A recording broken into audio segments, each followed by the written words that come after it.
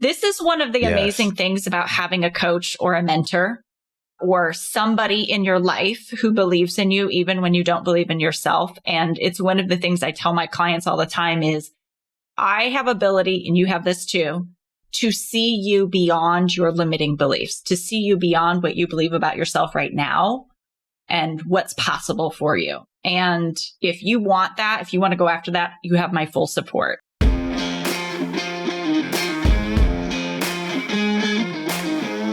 Hey, you leader, entrepreneur, business owner, solopreneur, whatever you call yourself, we know you're a visionary business builder, wealth seeker looking to combine a passion for doing good with leading consciously.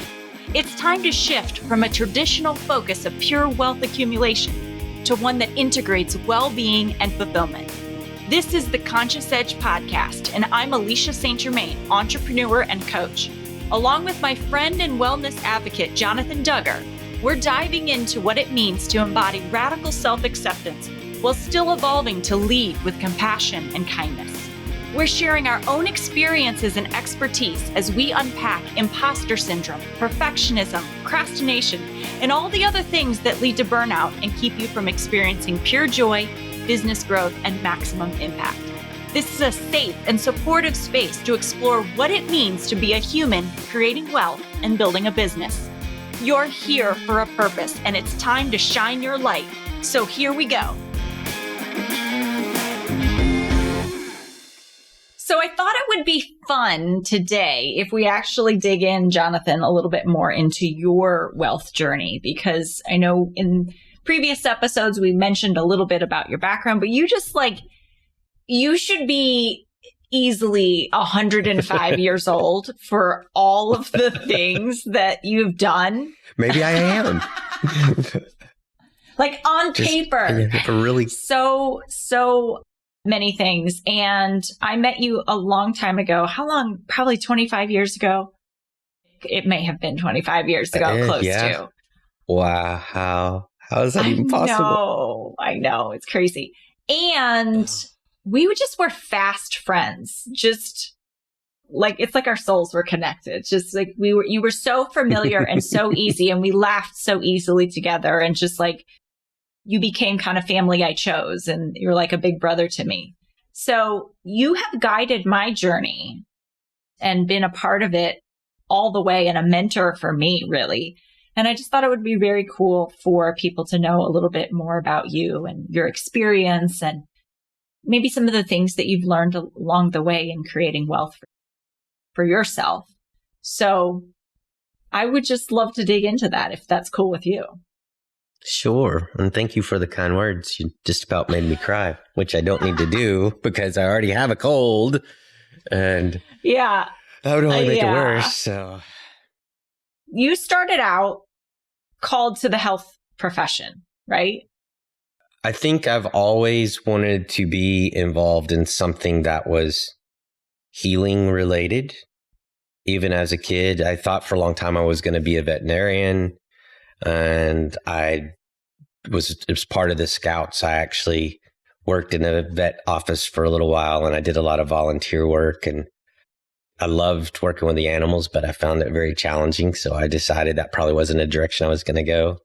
And then I thought about becoming a medical doctor and went down that path for a while, was pre-med and undergrad.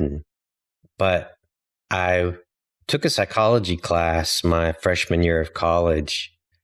And I really liked a lot of the aspects of the different studies that we had to go into, and the different ways that the kind of mind and body were connected.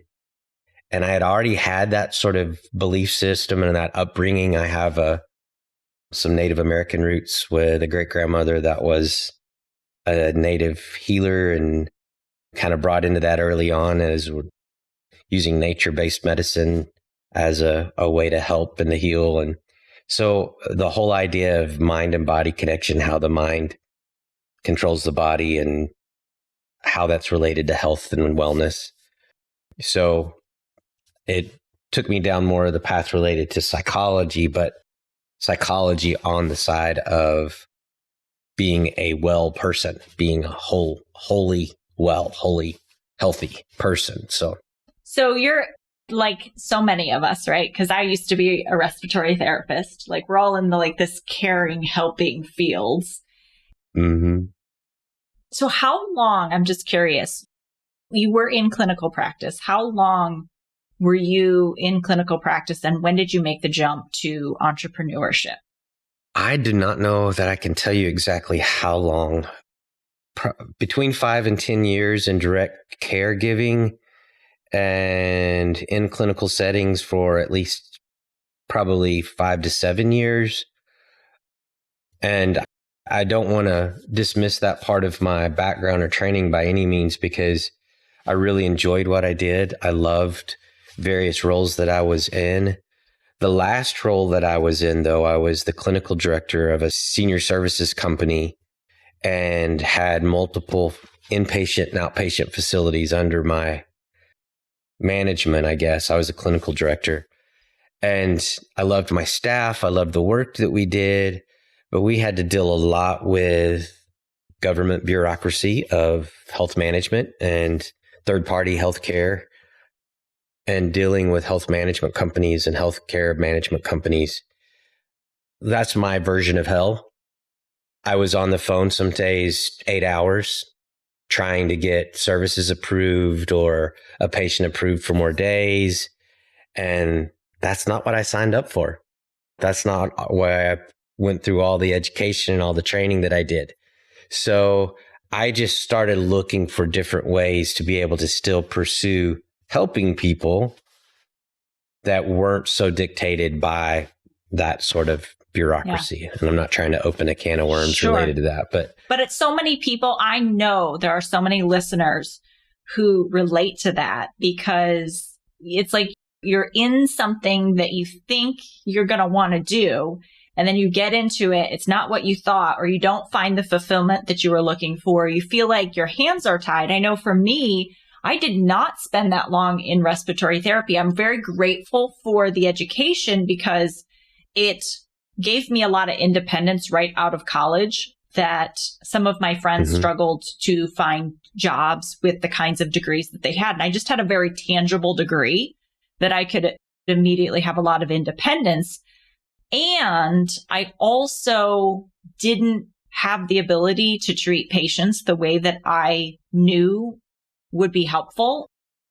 My perception of it was it felt based on what sometimes was the fad thing and the protocol, and one size fits all. And so there was that piece that was really frustrating. One of the pieces I loved about it was being a clinical instructor. So being able to actually help others learn how to be respiratory therapists. So all my life, teaching was like teaching, coaching, mentoring, like that's always been like one of my clues. So I can totally relate to that journey. And I know a lot of people can, but then it's like you feel called. It's like, no, I know I'm meant for more. I know there's a different way. Absolutely. You made the jump to real estate investing. Is that where you went next? No, I left direct clinical services and I started my own consulting company. And I had no idea what that was. Initially, I thought that it would be something more clinically related, but I got called to do a small job in Dallas, Texas that was working with a company that was trying to build an executive coaching program. And they wanted a consulting psychologist to come in and assess what they already had and kind of find where the gaps were. And I'd never done anything like that really in that specific fashion. But when I got into it, I realized it was very related to the type of analysis and assessment that I had done many, many times. It was basically looking at human behavior and outcomes of those behaviors. So it really put me on the path of, okay, you know what? I think I could build a business out of this. And I come from a very entrepreneurial minded background. My father was a college professor, but he always had side businesses. He sold Tandy computers. He did a variety of things, and he was that was really instilled in me from early on. So I'm going to figure out a way to build my own business and do this myself. Well, I had quite a few different projects in the corporate world, and went to some sort of networking event in Dallas, Texas in 1998, end of 1998. And I met this guy that owned a company in South Florida that trained real estate investors to invest. Real estate investment education is how he framed it to me. And I had no idea what that meant. The only thing real estate related that I could think about was real estate agents. So he asked me, I had done a little presentation. He really liked what I had to say. He told me that they were getting ready to start their company up in Canada. And he wanted somebody that could go and watch their presenters and be able to help them be better presenters, like relate to people better. And what is happening is they were using the same sort of messaging up in Canada that they had in the States, and it just wasn't impacting. It wasn't landing. And nobody understood why. I'm like, you know what? I think I can do that. And in my head, I was like, I have no idea what this is. I have no idea what I'm going to do. So I did try and do some homework. I had a whole presentation related to training real estate agents on how to be the best agents they could possibly be and how to build a customer base. And I was super prepared and got to South Florida and found out that this company had nothing to do with real estate agents, but was just anybody off the street that wanted to invest in real estate in some form or fashion. This has been what I found in my life. And this is what I'm hearing you is like, you will have an opportunity. So as you're listening, like think about this. So often people wait until they're ready, or they're waiting to be ready for that next level. When I do this, when I know this, when I have this, then I'll be ready. And every single time I am called to up level, I am never ready. It's like, I've got to actually. We never are. It's like, okay, so this opportunity is here in front of me. And who do I get to be? And what do I get to learn to be that person? Exactly. I think that's a core component of being a successful entrepreneur is instead of using language, internally language that says, I don't know how to do that, or you say, how the heck am I going to do that? I get to figure this out. Let's do this. Let's figure this out. And it keeps you out of two things. It keeps you out of sort of that negative path of there's no way I can do this. And the arrogant path of I got this figured out, this no brainer, because it's always an opportunity to learn. And then the other piece of that is staying flexible and adaptable, because talk about flexing on the fly. I think I had maybe 10 minutes to overcome my panic that I was experiencing when I found out it wasn't a real estate brokerage that I was going to talk to.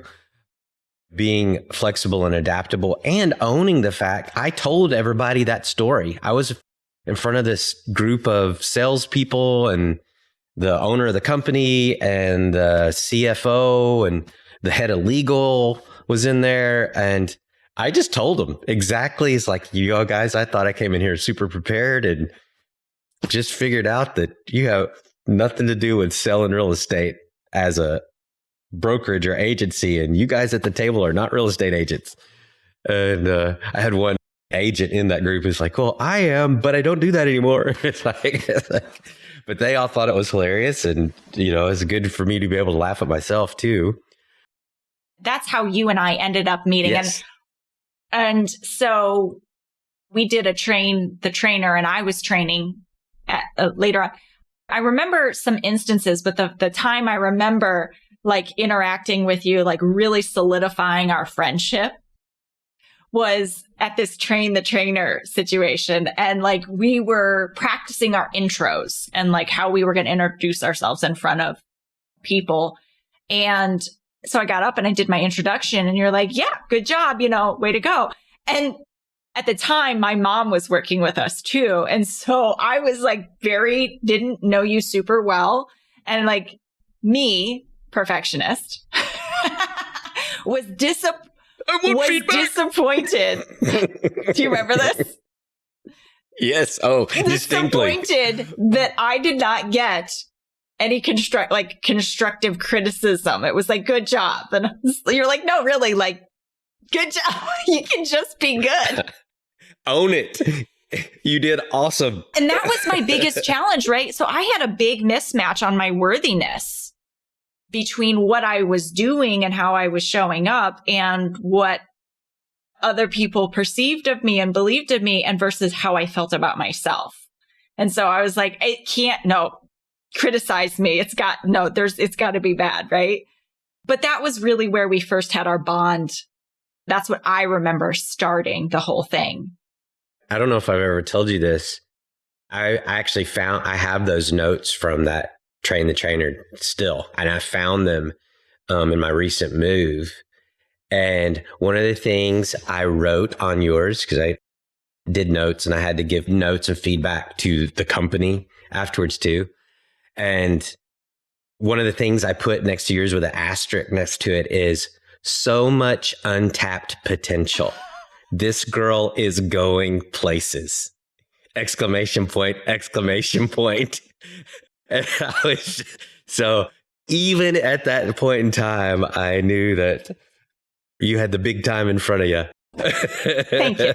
You didn't know. Are you weren't willing to own that yet? But and definitely there's been a heavy lift, right? So this is one of the amazing things about having a coach or a mentor or somebody in your life who believes in you, even when you don't believe in yourself. And it's one of the things I tell my clients all the time is I have ability, and you have this too, to see you beyond your limiting beliefs, to see you beyond what you believe about yourself right now and what's possible for you. And if you want that, if you want to go after that, you have my full support. And so I think it's an amazing thing I get to do is just to really be that beacon, that person that's like, yeah, you got this.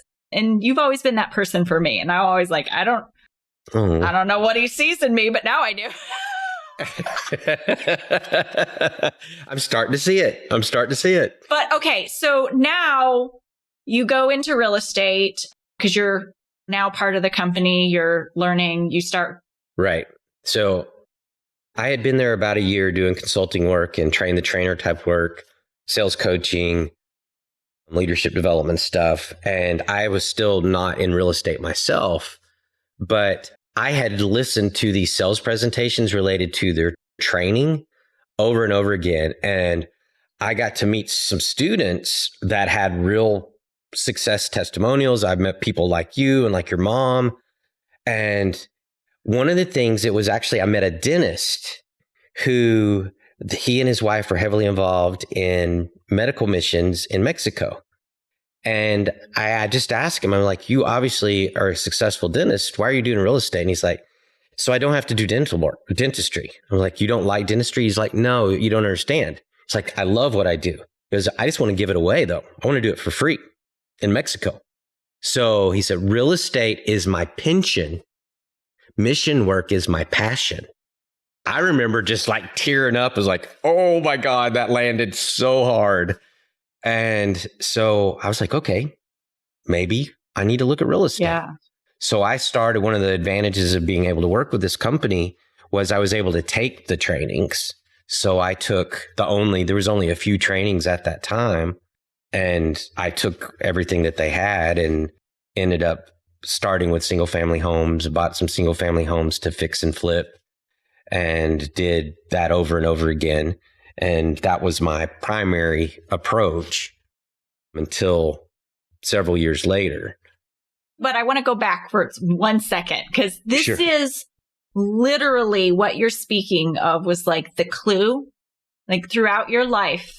If you're ever wondering, like, what's my calling? What am I called to do? There are these clues that you get. And so this story that you talked about with the dentist, and you're like, my real estate is my pension and my dentistry is my passion. That's one of the topics that you and I have been spending so much time around is this idea of passion, purpose, and prosperity, like where they overlap. Yes. And that's a big piece of the retreat that we're working on is like, okay, how do we help people overlap this? Because this little sweet spot in the middle, this is like where fulfillment and joy and like what life is about, in our opinion.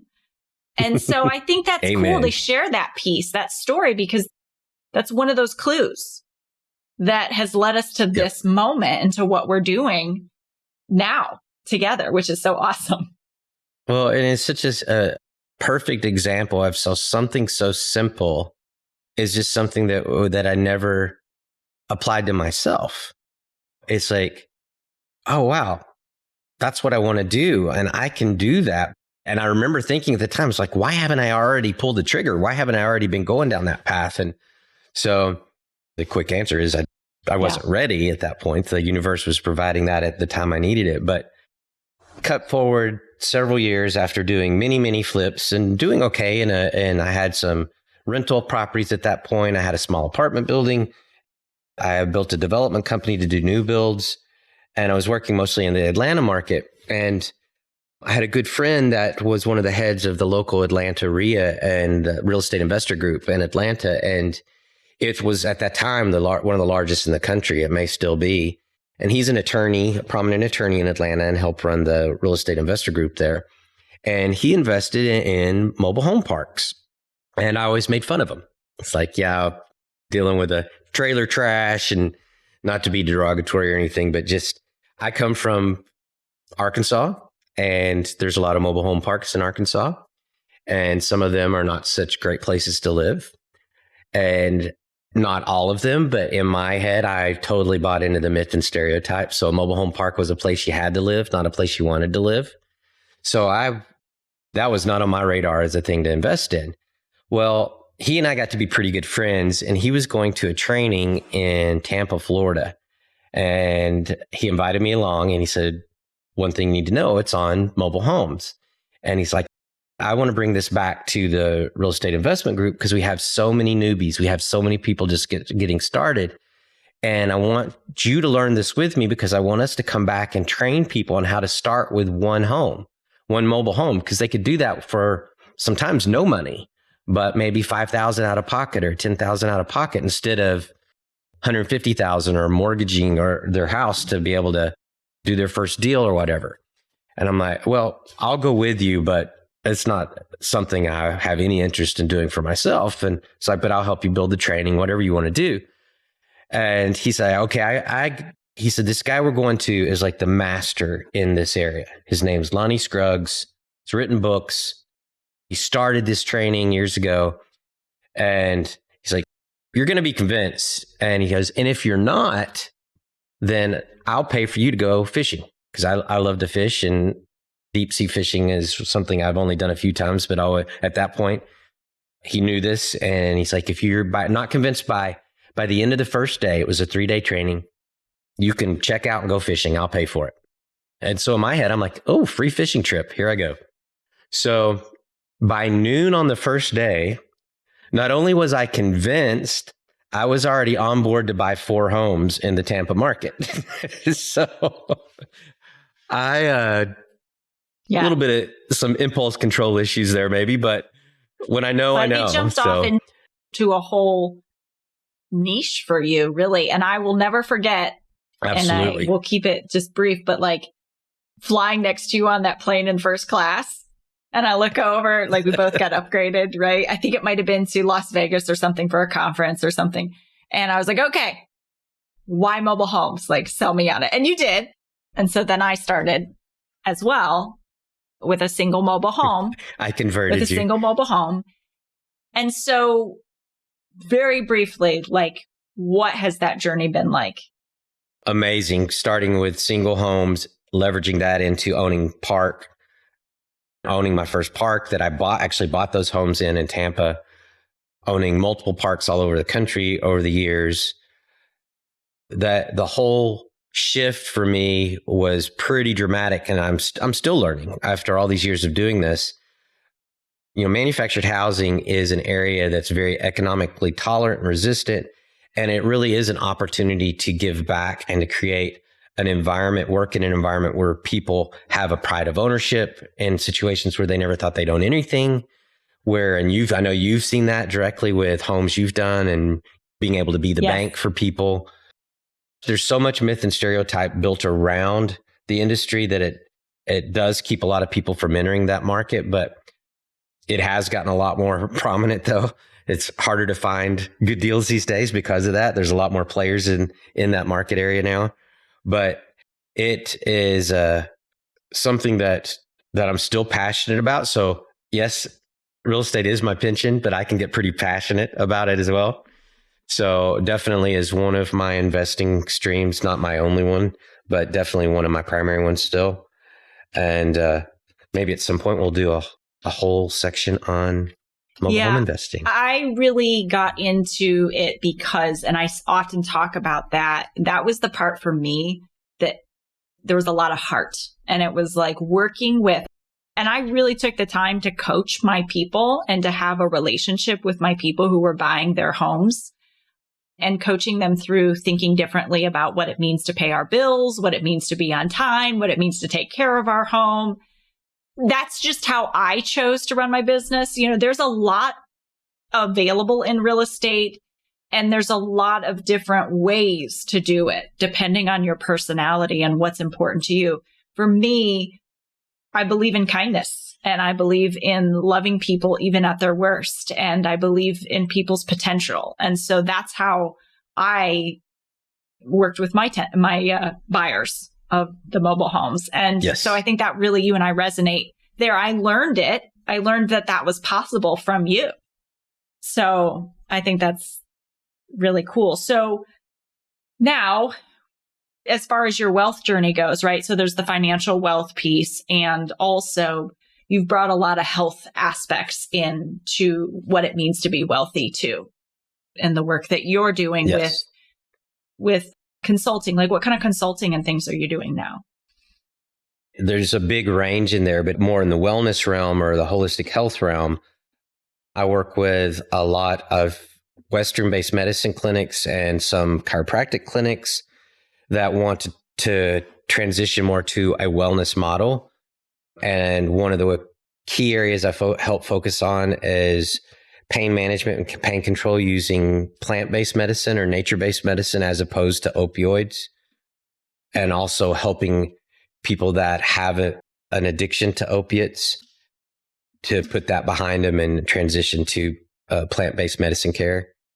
So that's one of the things I've done a lot in the past few years. Also helping more, I would say, traditional Western medicine clinics create a more holistic service provision and holistic providers bringing more under the umbrella of the care that they give in a more holistic way.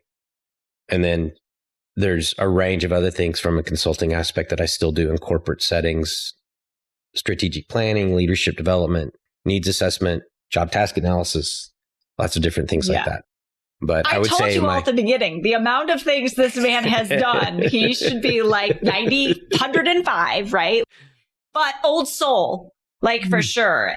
And I know that, you know, you and I both have even had conversations around more of the spiritual, the soul side of things, and not only just mind, body, right? But also our souls. And you and I both believe in some capacity, in some ways, like there's this other connection that's out there. And when you really tap into that intuition, like oftentimes Jonathan and I will send a message like, hey, what's going on? I'm picking up something, like some kind of feeling, right? And like tapping into that. So, and whether you believe in that or not, I'm not attached. Like as a listener, whatever you believe, I'm not attached to what you believe. If it works for you and you're showing up as your best self and contributing to society and living a joyful life, cool. Like I'm just not attached to what that has to look like. But definitely, I think throughout the podcast, it'll leak out from both of us that just there's this, this part of the human experience is that soul connection. And I would not be where I am today without really following my soul and like, this is what you're called to do. And I think that's part of your journey too, from what you shared. Yeah, absolutely. And I'm sure we will dive more into what wellness means and the relationship of wealth and wellness, because wealth is a component of balanced living, and which is what wellness is all about. The key components that staying in balance, key components of our lives, or that make our lives staying in balance. So there you go. Thanks so much for letting me dive in. I was like, hey, I think we should do an interview. And he was like, oh, okay, without me knowing what questions you're going to ask. Right. I told you guys, we are fully intend to grow ourselves in the process of creating this. And then you took a break for a moment and then came back and you're like, okay, let's do this. So I don't know what you said in the mirror to yourself to hype yourself up, but no, it's amazing to just hear this man's journey. And the thing I can tell you about Jonathan is he's experienced every version of financial, like the ups and downs. I'm going to say it like that. Every version of ups and downs that go with taking risks and being brave and having courage and putting yourself out there. He brings such a range of experience, and it's not been a charmed journey, right? You could say that. And what I say is when you look to people who have created wealth and have had extraordinary success, and I know so many people admire you and look up to you, and just I hear so many positive things about you all the time. But also it comes with struggle. And so the resilience piece, like you are the picture of resilience as well, which is why you're so perfect for this podcast and so perfect to be my regular co-host and wellness expert, because the amount, like we have just touched on this. And I'm so excited for our listeners to get to journey with you as their guide the way that I have for the last 25 years. It's extraordinary. So thank you so much for agreeing to do this with me. Oh, well, thank you. And you just gave me, I think, one of the highest compliments I've ever been given is complimenting me on my resilience.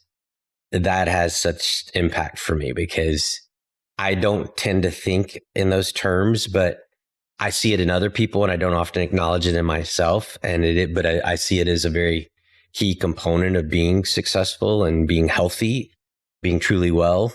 So I really appreciate you stating it that way. Of course. And inviting me along for the ride because I am very happy to be here.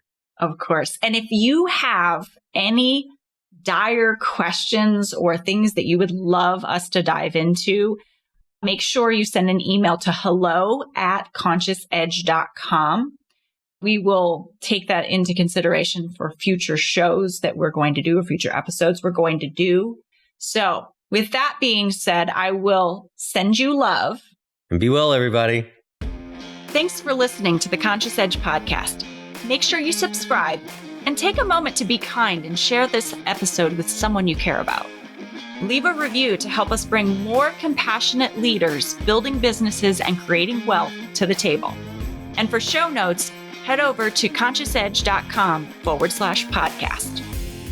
This podcast and the linked materials are presented solely for general information, educational, and entertainment purposes and should not be taken as personal or medical advice or any kind of mental health treatment.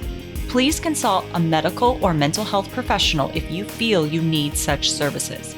Please be advised that all investing and entrepreneurial endeavors involve risk, and the use of the education and information on this podcast and linked materials is at the user's own risk. This podcast is part of the Sound Advice FM network. Sound Advice FM, women's voices amplified.